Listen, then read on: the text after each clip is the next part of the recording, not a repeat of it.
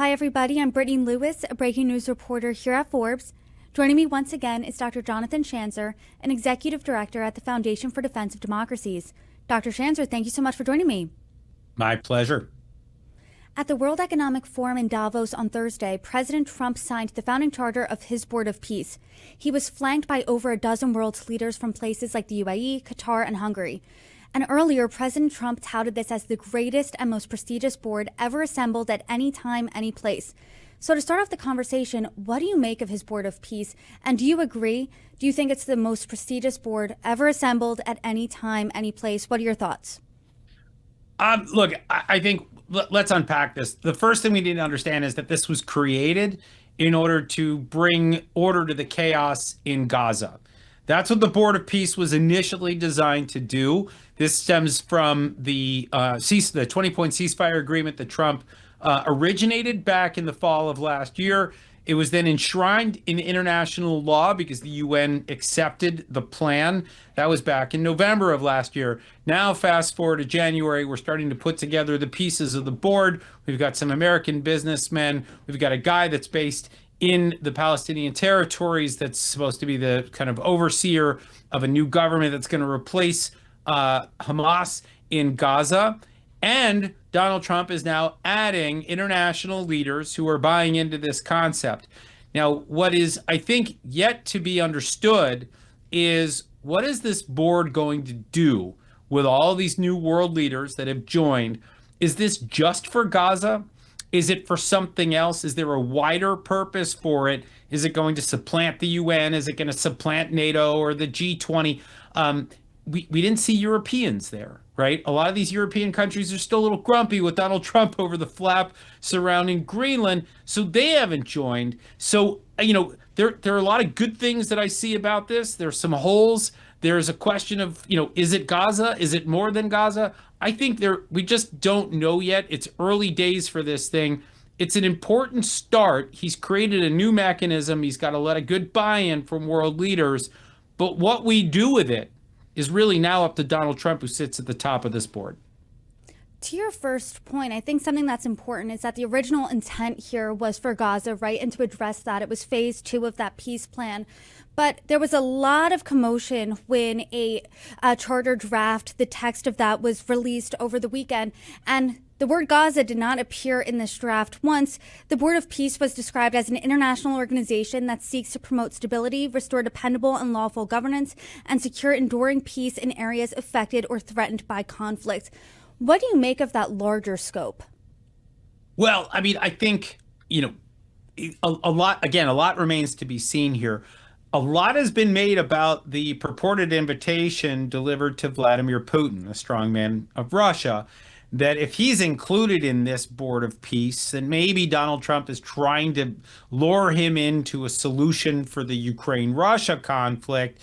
And then you've got the broadening of the aperture of this thing. And maybe that's why they didn't limit it to Gaza. They've got their eyes on other conflicts. If you heard Donald Trump talking this morning out of Davos, he was talking about 8 different conflicts that he solved and the multiple other areas where he's working to try to bring about calm or peace or a ceasefire. He's got a lot on his plate. He really does. I mean, this guy is trying to throw his arms around just about every conflict in the world right now, and more power to him. But the question is, does this board actually help him solve some of these conflicts? I don't know. There's a lot of debate right now about, should Vladimir Putin be involved in anything that's a U.S.-led initiative, given how often he tries to tear down American-led initiatives. People see this as a potential threat or an undermining of NATO. Of course, that's the military alliance that is designed to counter, Russian influence and Russian inroads. So people are saying this may have been a strike against NATO. There are also people who are saying that this is undermining the UN. That was actually one of the things that we heard from Emmanuel Macron, the leader of France. He was expressing doubts about, the future of the UN so long as this Board of Peace is active. There's just a lot of questions we don't know how to answer here yet.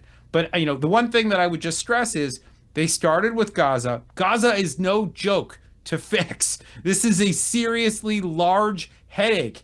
that has racked the Middle East for 2.5 years, but it's also been a thorny issue that we could go back to 1948 with the beginning of the Palestinian-Israeli conflict, if not before then. I'd love to solve that problem and that problem alone before we start trying to tackle other challenges around the world. I know a lot of eyebrows certainly were raised when President Trump extended the invitation to the Board of Peace to Russian President Vladimir Putin. Personally, when I think of Putin, I don't exactly think of world peace. The two aren't exactly synonymous. But President Trump said that some controversial people were on the board that were invited, and these people are people who get the job done. But when you're thinking of this war raging on in Ukraine, thanks to Putin for almost 4 years now, he hasn't really inched that much closer to a peace deal. Do you think that this invitation here is going to get him closer to reaching that peace deal with Zelensky? What do you make of his invitation here to this board? Look, I don't think so. I think any U.S.-led initiative he is likely to oppose, right? And so what we're potentially doing here is inviting the fox into the hen house, or the skunk at the picnic, or however you want to describe it. I think there's a good chance that he scuttles, any effort to try to solve the Ukraine problem outside. I mean, we're already trying to do this in a bilateral way, in a multilateral way, working through the UN, and he has just rebuffed every advance so far. So I don't see the Board of Peace being particularly more useful to have if he's included.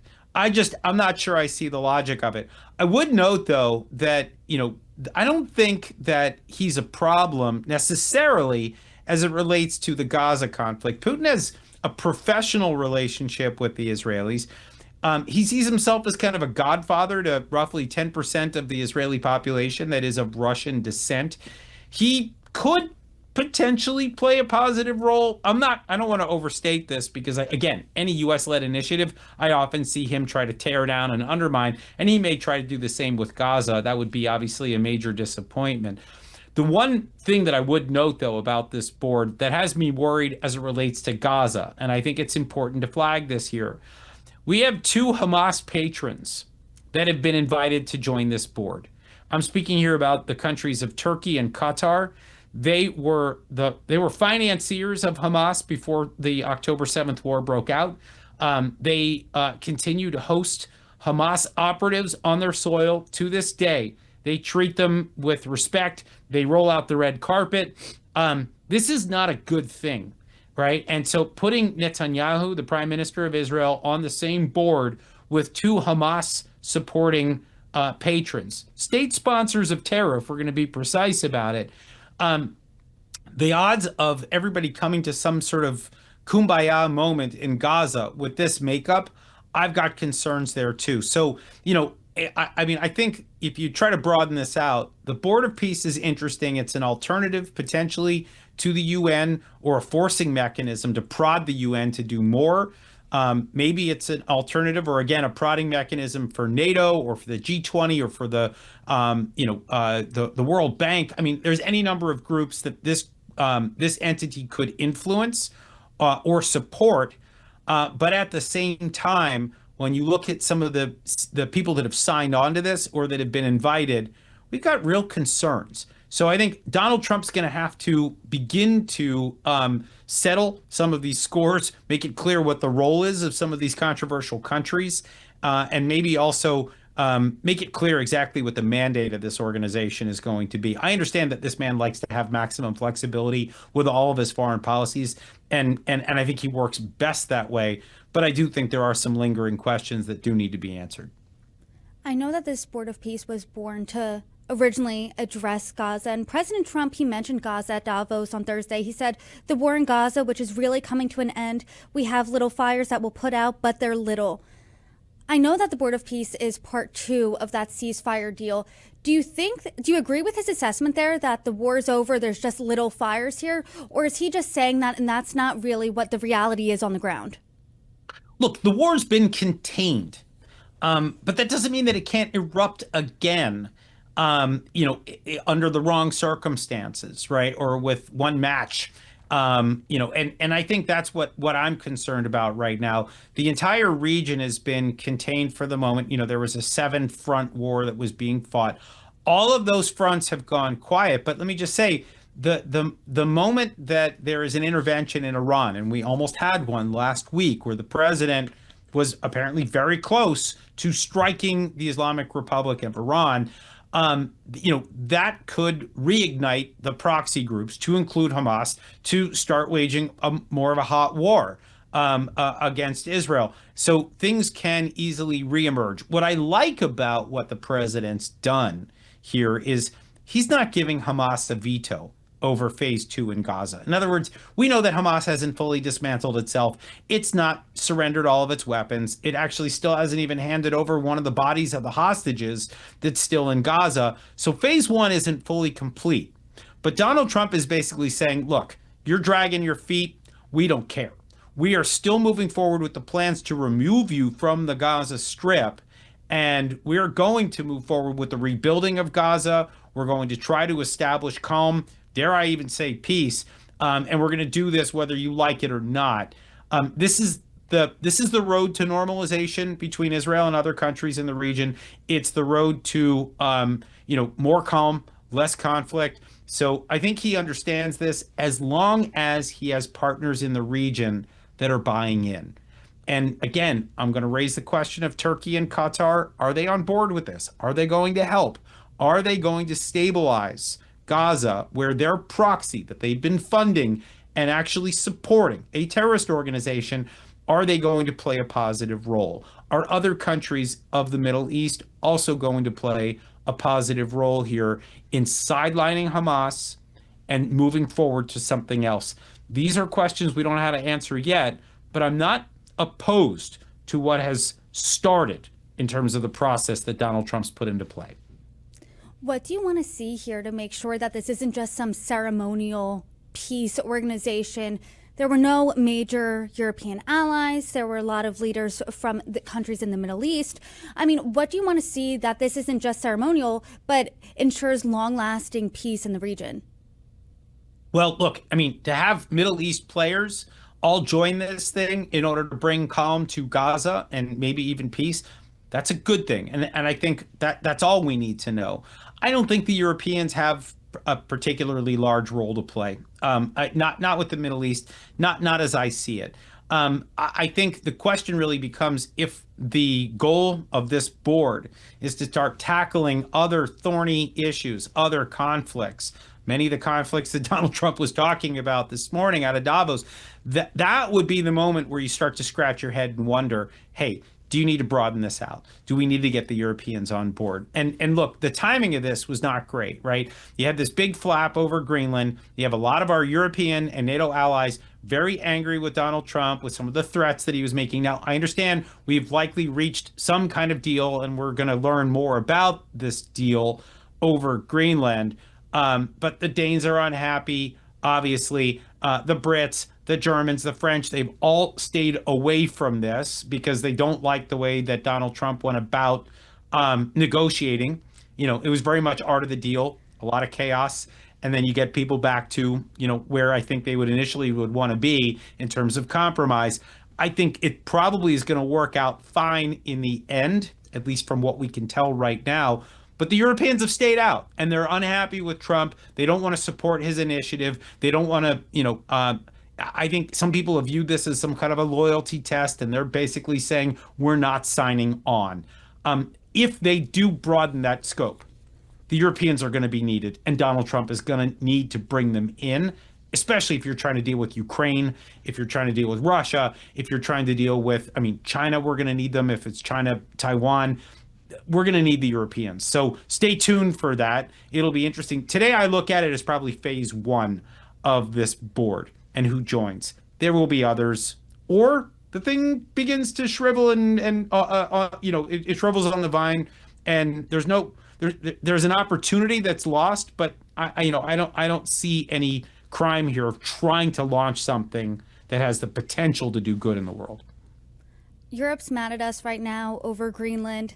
They're also concerned that this Board of Peace is potentially competition with the UN. Will it replace the UN? There's been questions of that.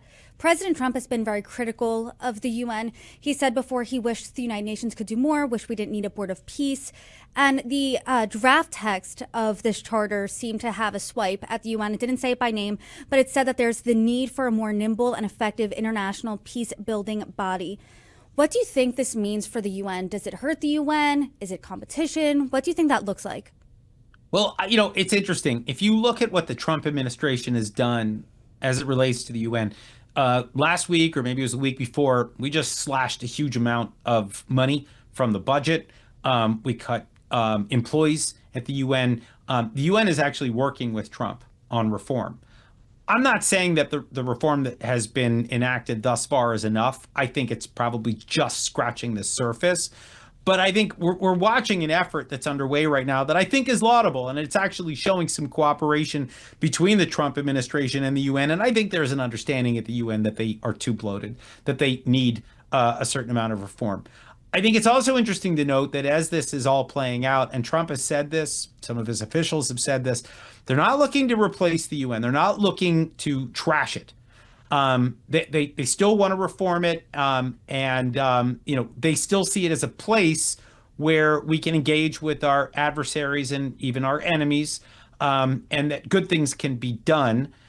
They just don't like the way it's operating right now. So as I see it, this new entity, this Board of Peace, is likely going to be a mechanism for pressuring the UN. As long as they know that this other body is out there and potentially doing things that they should be doing, I think that's the moment where they say, okay, gosh, we should be probably doing more, or doing things differently, or doing things with more credibility. I would argue that the same could be said for the G7, for the G20, for NATO, for the World Bank. I mean, there are all these multilateral entities. When you look around, the international system looks ossified, corrupt, broken in a number of places. What Trump is doing is he's creating an alternative. It's not functioning as a full alternative yet, but he's dangling it. And he's basically saying, don't make me empower this thing even more, given your failures. Get your houses in order, and we won't need this. And I think there is something smart about this. It's creating leverage. It's creating alternatives. Now the question is, how does this play out? Does the UN get its act together? Do these other organizations get their act together? Or does Trump invest more and more in this? By the way, it may not be mutually exclusive. We may see him invest more and more into this, but I will say it's probably a 3-year term. This thing doesn't probably last that much longer because that's how much Trump is left in office. He could try to keep running this after he's gone, but I think the likelihood of that having the same sway, I'm not sure about that. Not yet, anyway. I know your eyes are on Gaza first, and Jared Kushner, who is an executive board member here, he delivered this presentation in Davos on what he touted as the new Gaza. He had a slideshow with pictures of skyscrapers, of construction, and he said he thought, or he hoped it could be a hope, could be a destination. What do you make of that? Do you think that that's too soon to dream about? Do you think that this really could be the Riviera of the Middle East? Look, I don't want to go as far as saying Riviera. I'm not sure this turns into a vacation spot for me or my family. I do think that we need to be dangling ideas out there that, we can bring prosperity to the Gaza Strip. That skyscrapers, you don't want to topple those again. So you need to have a territory that is devoid of militants and terrorists and war. That's when you can build skyscrapers. You're not afraid of building them because you're not afraid of war returning. That's the ultimate sign of confidence that things have, gone in the right direction in Gaza. And I think that Kushner and others are right to present this vision and to hopefully get Arab states to buy in, some of the funders. I'm thinking here about Saudi Arabia primarily, maybe the UAE, maybe Kuwait, maybe Qatar, although again, I'm not particularly sanguine about their participation given what they've done in the past. But trying to get a vision for a prosperous Gaza embedded into the minds of the donors and the sponsors of whatever comes in phase 2 or beyond, That seems smart to me. Feasible? That's another question. But hey, dream big. And then if you have to dial it back, that's fine. But you want people to believe that this is a territory that, Gazans are going to want to live in, maybe others too, if it becomes successful enough. With the right vision, the right investors, the right implementers, anything's possible. Well, there is certainly a lot to look out for. And Dr. Schanzer, I appreciate your perspective here and your expertise. Thank you for lending it for this conversation. I hope to have you back again soon. Anytime. Thank you.